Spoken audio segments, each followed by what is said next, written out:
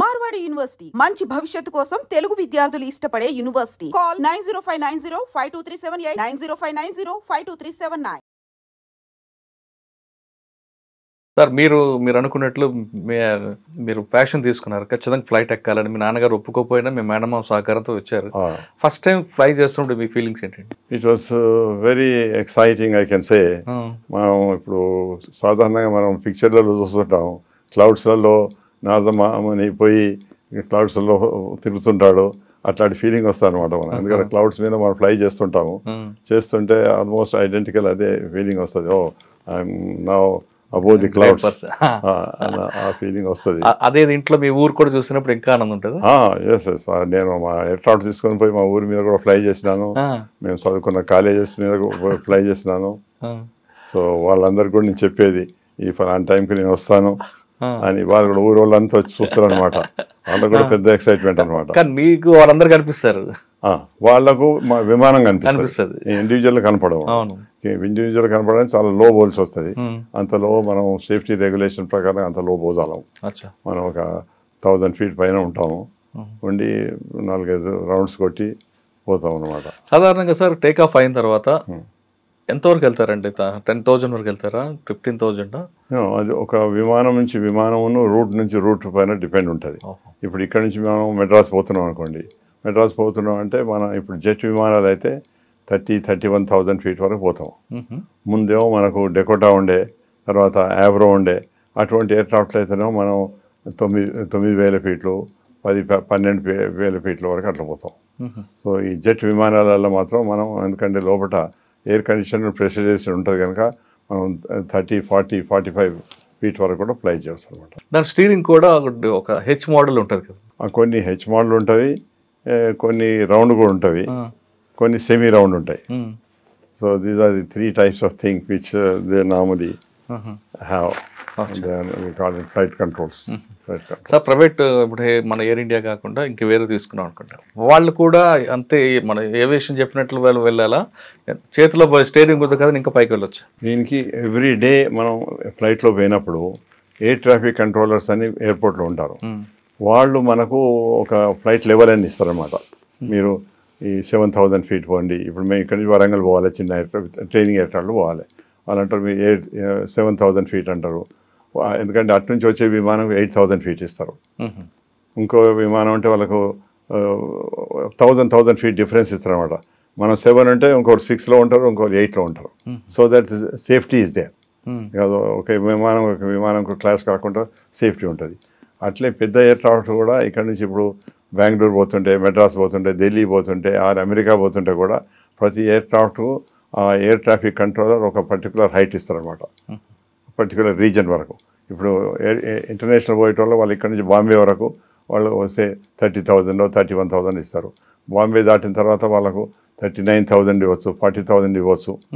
ఒక్కొక్క రూట్లో ఎన్ని ఎయిర్ క్రాఫ్ట్స్ పోతున్నాయి, ఎన్ని ఎయిర్ క్రాఫ్ట్స్ వస్తున్నాయి, దాన్ని బట్టి ఎయిర్ ట్రాఫిక్ కంట్రోలర్ వాళ్ళ దగ్గర రికార్డ్ ఉంటుంది, రాడార్ కంట్రోల్ ఉంటుంది, రాడార్ ఉంటుంది. దాన్ని బట్టి వాళ్ళు స్పెసిఫిక్గా మనకు హైట్ అసైన్ చేస్తారనమాట. ఇప్పుడు శంషాబాద్ ఎయిర్పోర్ట్లో ఏటీసీ, శంషాబాద్ ఎయిర్పోర్ట్కి ఎక్కువ ఫ్లైయింగ్ ఉన్నాయి కాబట్టి శంషాబాద్కి ఏటీసీకి ఎంత రేడియేషన్ ఉంటుందండి? అబౌట్ 100 to 150 miles వరకు వాళ్ళది ఉంటుంది.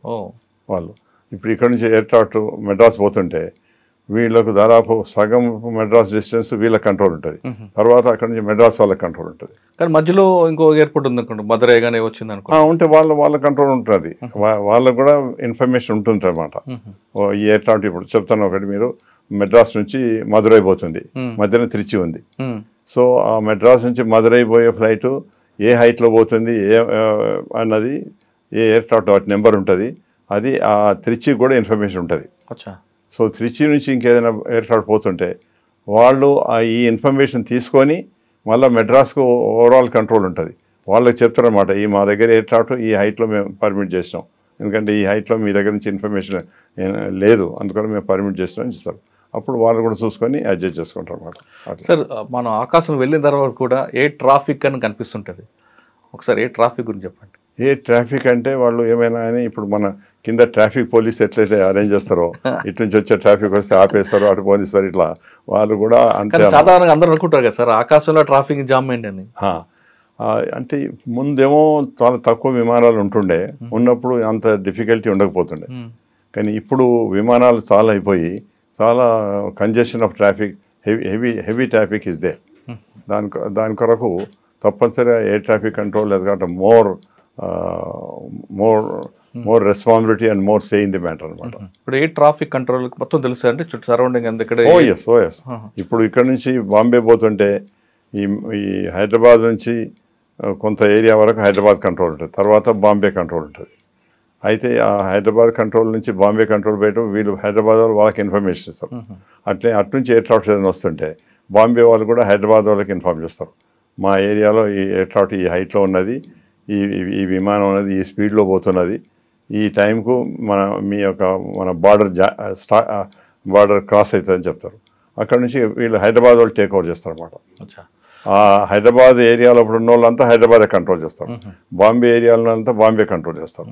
ఇప్పుడు శంషాబాద్ ఎయిర్పోర్ట్లో ఫ్లైట్ ల్యాండ్ అవ్వాలి, ల్యాండ్ అయ్యే ముందు వాళ్ళ కంట్రోల్కి ఏటీసీకి మాట్లాడతారు. అవునండి. మాట్లాడినప్పుడు ఆల్రెడీ రన్వే మీద వేరే ఫ్లైట్స్ ఉన్నప్పుడు ఆపుతారా, లేదండి ఒకవేళ రన్వే ఖాళీ లేదనుకోండి ఆ ఫ్లైట్ని ఆ క్రాఫ్ట్ని డైవర్ట్ చేస్తారండి? డైవర్ట్ కాదు, దూరం నుంచి అడ్జస్ట్ చేస్తారనమాట. ఇప్పుడు ఒక ఎయిర్ క్రాఫ్ట్ 50 మైల్లో ఉంది, ఒక ఎయిర్ క్రాఫ్ట్ 40 మైల్లో ఉంది, ఒకటి 20 మైల్లో ఉన్నది, అయితే ఒకటి 5 or 10 మైల్స్ ఉన్నది అనుకోండి. అప్పుడు మళ్ళీ లోకల్ ఎయిర్ ట్రాఫిక్ ఉంటుంది, దాని కంట్రోల్ టవర్ అంటాం. ఆ కంట్రోల్ టవర్ అతడు చెప్తాడంటే ఈ ఎయిర్ క్రాఫ్ట్ ఇప్పుడు టేక్ ఆఫ్ అవుతుంది అని, దాన్ని బట్టి అతడు అడ్జస్ట్ చేస్తారనమాట. మీరు ఈ ఎయిర్ క్రాఫ్ట్ వెనక అడ్జస్ట్ చేసుకోండి, లేకపోతే మీరు పైకి వచ్చి హోల్డ్ చేయండి, ఈ హైట్లో 4000 ఫీట్లో మీరు హోల్డ్ చేయండి, మేము ఎప్పుడైతే మాకు వీలవుతుందో వీళ్ళలో యూట్యూబ్ కంపల్ ల్యాండింగ్ అంటారు, అట్లా వాళ్ళు కంట్రోల్ చేస్తారన్నమాట. సార్ ఒకవేళ మీరు అన్నట్లుగా హోల్డ్ చేయమన్నప్పుడు ఫ్యూల్ తగ్గిపోతుంటప్పుడు సమయంలో? లేదు, ఎప్పుడే కానివ్వండి ఒక air craft A to B అంటే ఇప్పుడు ఇక్కడ నుంచి మనం మెడ్రాస్ పోతుంటే ఇక్కడ నుంచి మెడ్రాస్ పోయేంత ఫ్యూయల్ ప్లస్ అక్కడ నుంచి మనం ఆల్టర్నేటివ్ బెంగళూరు ఉంటుంది, బెంగళూరు పోయేంత ఫ్యూయల్, మళ్ళీ బెంగళూరు పోయినాక కూడా అప్పుడు ఆ రన్వే క్లియర్ ఉండకపోవచ్చు, అక్కడ ఏదైనా లోకల్ ప్రాబ్లం ఉండవచ్చు, దాన్ని కంట్రోల్ చేయడం కొరకు అని వీళ్ళు మళ్ళీ బెంగళూరు నుంచి మళ్ళీ 45 మినిట్స్ ఎక్స్ట్రా ఫ్యూయల్ ఉంటారు. ఇది రూల్స్ అనమాట. ప్రతి దీని ప్రకారంగా A to B, B to C, C తర్వాత మళ్ళీ 45 మినిట్స్ ఎక్స్ట్రా ఫ్యూయల్ ఉండాలి. అంటే ఒకవేళ లేట్ అయినా 45 మినిట్స్ ఉంటుంది, క్రాఫ్ట్కి ఏం ప్రాబ్లం ఉండదు. ఇంకొకటి ఏంటంటే ఇప్పుడు ఒకసారి సైక్లోనిక్ వెదర్ ఉంటుంది, చాలా వెదర్ మంచిగా ఉండదు. ఇప్పుడు నేను ఇక్కడ నుంచి మెడ్రాస్ పోతున్నా, మెడ్రాస్లో సైక్లోనిక్ వెదర్ ఉన్నది.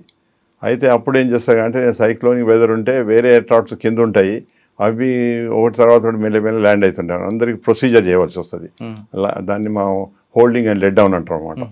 ఆ హోల్డింగ్ అండ్ లెట్ డౌన్ చేసడం కొరకు ఒక్కొక్క ఎయిర్ క్రాఫ్ట్ 10-15 మినిట్స్ ఎక్స్ట్రా అవుతుంది. అవన్నీ కేటర్ చేసుకొని మేము మెడ్రాస్ వరకు పోయేదానికే ఎక్స్ట్రా ఫ్యూయల్ తీసుకుంటాం. మళ్ళీ అక్కడ నుంచి డైవర్షన్ బెంగళూరు, మళ్ళీ బెంగళూరు పోయినాక మళ్ళీ 45 మినిట్స్, ఇట్లా అవన్నీ రూల్స్ ఉన్నాయి. అట్లాంటి ప్రికాషన్ తీసుకోవాల్సి వస్తుంది. Only cyclonic weather or bad weather destination ఉన్నప్పుడు అప్పుడు మాత్రం పైలట్ యొక్క డిస్క్రిప్షన్ ఉంటుంది. పైలట్ అక్కడ ఈ నుంచి పోతుంటే తోల ఎంత వెదర్ ఉన్నది, ఇప్పుడు లైక్ మన వైఎస్ఆర్ గారి ఫ్లైట్ పోతుంటే మధ్యలో వెదర్ ఉన్నది, ఆ వెదర్ నుంచి we cannot go, so we have to deviate and go, దాన్ని సర్కమ్ నావిగేషన్ అంటాం. ఆ సర్కమ్ నావిగేషన్ పోవాలి అనే వరకు మీకు ఇంకో 4-5 మినిట్స్ ఎక్స్ట్రా అవుతుంది. అవన్నీ కేటర్ చేసుకొని క్యాప్టెన్ ఫ్యూయల్ తీసుకుంటారు అనమాట.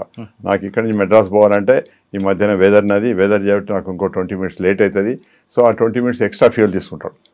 ప్లస్ మెడ్రాస్ పోయిన తర్వాత మళ్ళీ మెడ్రాస్లో సైక్లోనిక్ వెదర్ ఉంది అంటే మళ్ళీ దాని కొరకు మళ్ళీ 10-15 మినిట్స్ ఎక్స్ట్రా ఫ్యూయల్ దానికి తీసుకుంటారు అనమాట. అట్లా అవన్నీ పోంగా మాత్రం ఆడ నుంచి డైవర్షన్ బెంగళూరు, మళ్ళీ బెంగళూరు పైన తర్వాత కూడా మళ్ళీ 45 మినిట్స్ ఓవర్ హెడ్ బెంగళూరు ఉంటుంది. ఇవన్నీ రూల్స్ రెగ్యులేషన్స్ అనమాట.